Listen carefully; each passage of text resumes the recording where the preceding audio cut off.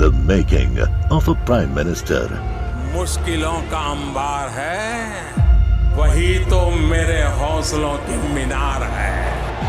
हिंदुस्तान में दो प्रधान दो निशान नहीं चलेंगे। अगर इतनी ताकत ये पाकिस्तान के खिलाफ लगा दे तो आतंकवाद आसान हो गया। हम चुनौतियों से टकरा रहे हैं। सर्जिकल स्ट्राइक और एयर स्ट्राइक करके नए भारत के सामर्थ्य का संदेश भी दे दिया है। तुम उठो, तिरंगा लहरा दो। जननायक नरेंद्र मोदी के 20 वर्ष पुराने भाषणों पर आधारित एक बेहद लोकप्रिय कार्यक्रम। क्या कहते हैं नरेंद्र मोदी?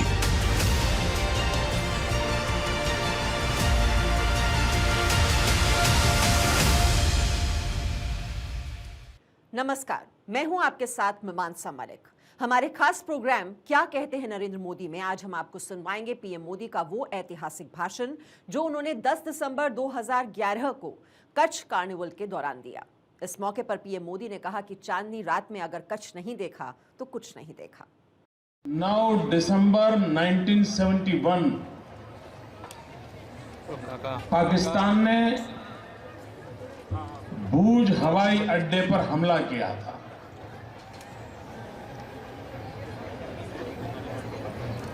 और उसके बाद कच्छ की वीरांगनाओं ने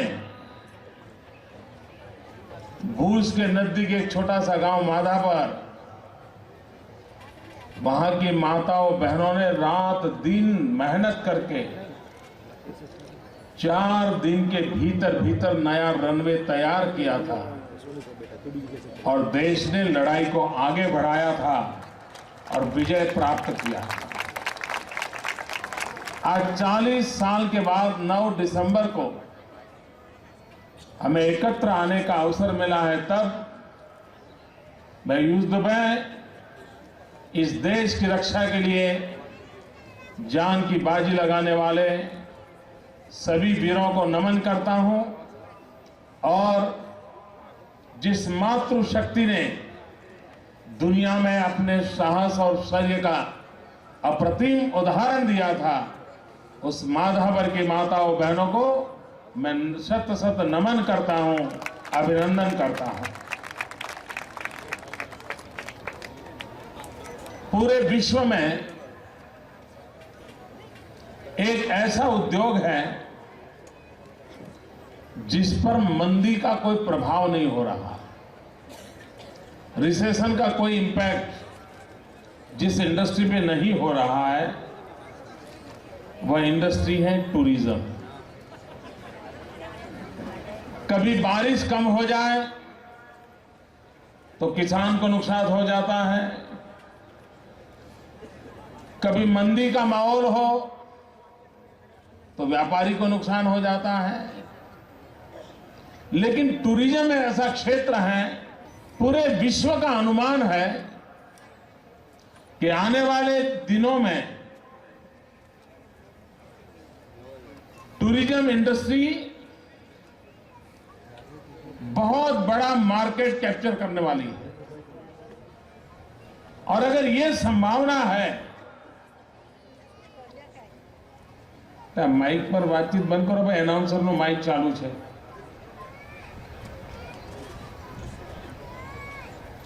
इसलिए संभावना है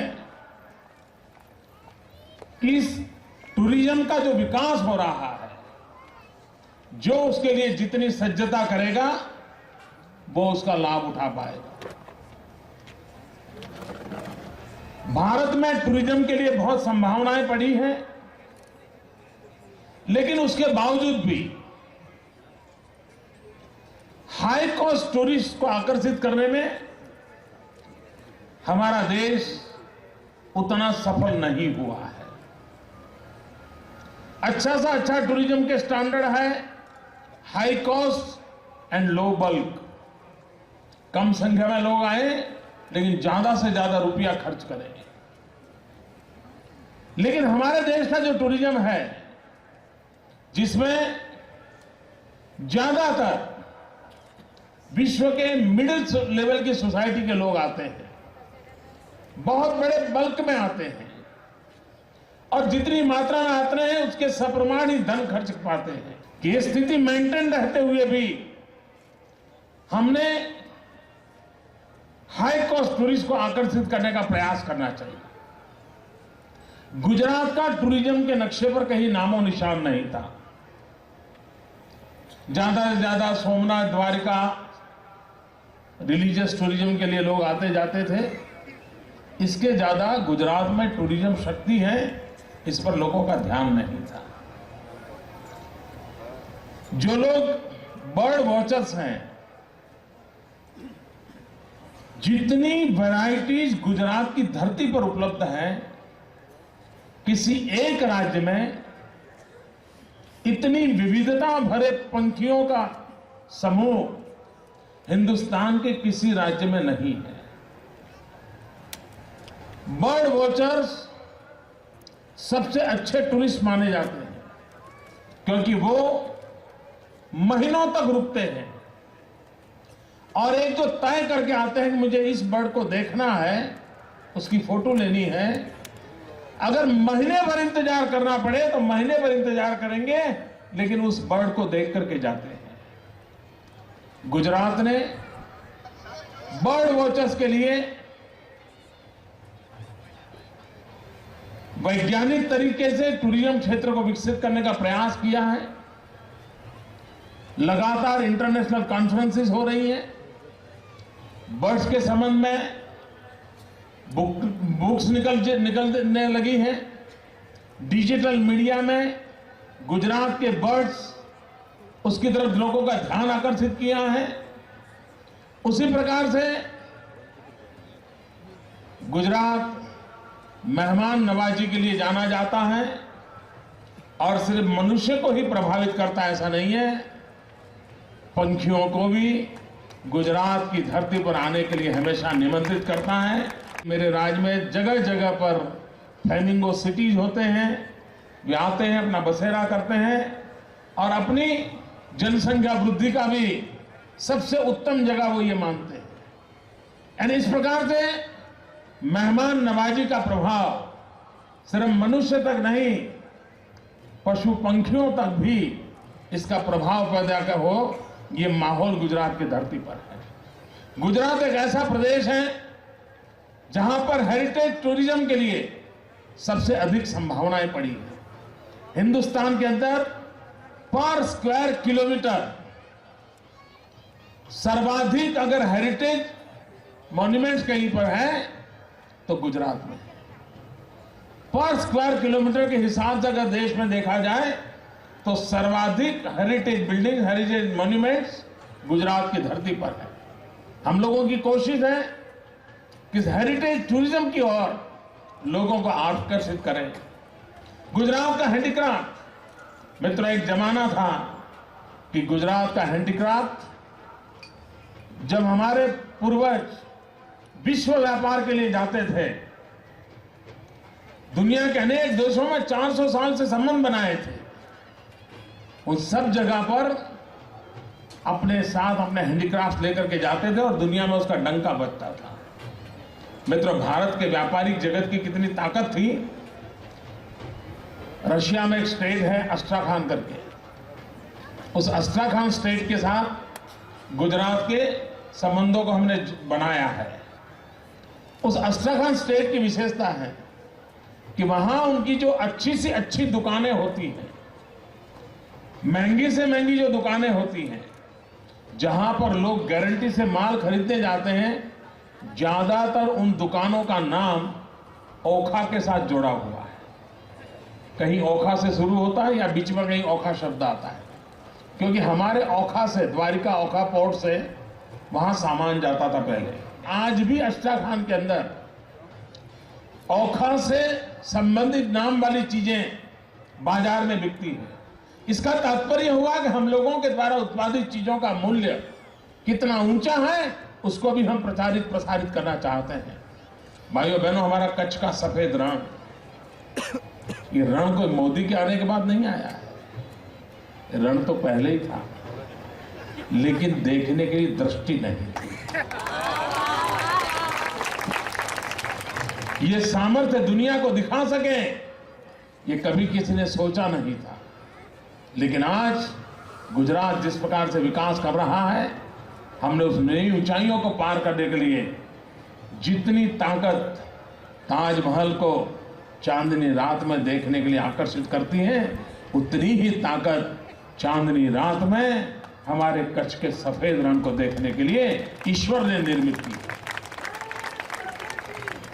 और मैं सभी यात्रियों से प्रार्थना करना चाहता हूं, मैं लड़कपन से इस रण में आता हूं, मैंने उसके सौंदर्य को भली भांति जाना पहचाना है।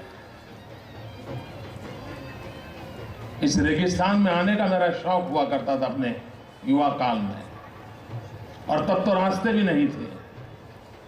रेगिस्तान की उस मिट्टी के बीच से जाना पड़ता था, और कई बार ऐसा होता था हम रास्ते से भटक जाते थे। कितना ही घूमते रहे, आखिरकार उसी जगह पे लौट के आ जाते थे। जब तक कोई गाइड नहीं होता था हम वापस नहीं आ सकते थे रण में। उन दिनों में मैं रेगिस्तान के अंदर भटकता था, लेकिन मैंने एक अपने जीवन में अनुभव किया था, मैं आज आपसे शेयर करना चाहता हूं।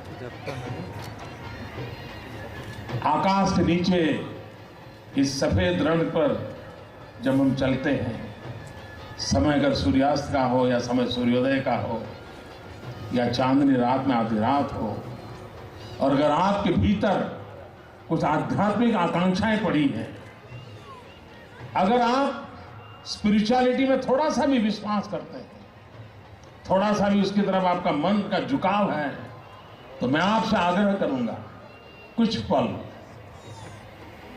मौन रह करके थोड़ा अपने परिवार से 5-10 कदम दूर जा करके इस परमात्मा के विशाल रूप का अनुभव कीजिए। आपको आध्यात्मिक चेतना की अनुभूति होगी, ये मैं आपको विश्वास दिलाता हूं।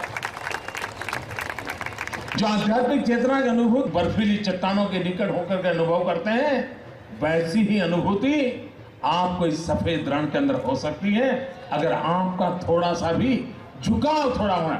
आप पूरे स्पिरिचुअल कोई बड़े योगिक अवस्था में हो तभी होगा, ऐसा नहीं है।